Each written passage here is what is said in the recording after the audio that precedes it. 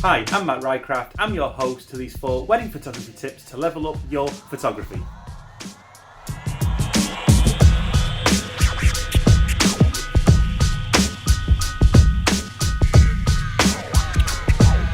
We're going to look at keeping it fun, finding the best location, finding the light, and putting action into the wedding photographs. Tip 1, keeping it fun and rememberable. First, we're going to be involving the bridesmaids, and we're going to look at a fun shot by me lying on the floor and creating a different composition that maybe you wouldn't normally think of. This is a shot they'll remember and something fun for the guests to look at. It's shots like this that make you memorable and make you stand out from everyone else.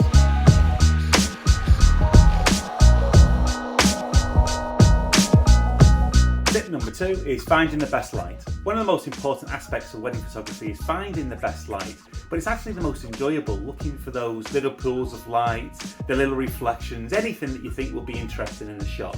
So this next video we're going to take a look at, we were actually leaving the church after the ceremony, but I'd already seen the light coming through the church windows. So after they'd greeted the guests outside, I said to the bride and groom, let's go back in, I've got a couple of ideas for some great shots.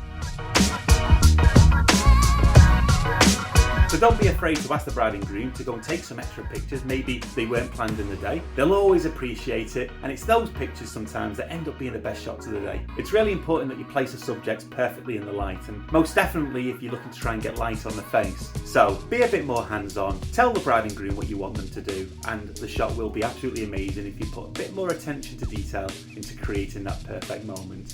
I created a few different shots at this location and one sentimental image of them kissing. And as I love movement in my images, I asked the bride and groom to hold hands and walk past the pool of light just to create something a little bit different, but also that movement makes it a little bit more natural and a bit more realistic. So that leads me on to tip 3. Adding movement to your images. I love adding movement to my images, and it really depends on the couple, but you can make it really fun. And in this shot, I asked the bride and groom to run towards me. They were a younger couple, so it kind of suited their kind of characters and personality, and we had some real fun with it. So I asked them to run really fast, run right towards me for me to get those really interesting and unique expressions between the two of them.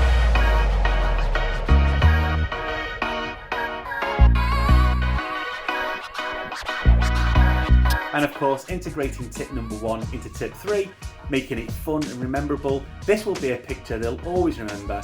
And of course, we had the bridal party watching, so for them, it's really something different. And for an extra tip, always keep watching and shooting. One of my favourite shots of this wedding was the bride and groom walking off as we'd done that fun shot of them running right through the field. Just that moment of them walking away with the wedding party in the background, and turning it black and white really added a bit more sentimentality to the image, and kind of using Lightroom to manipulate the blues helps really darken that sky. So as an extra tip, keep watching, keep shooting, because there's always an extra photograph to be had.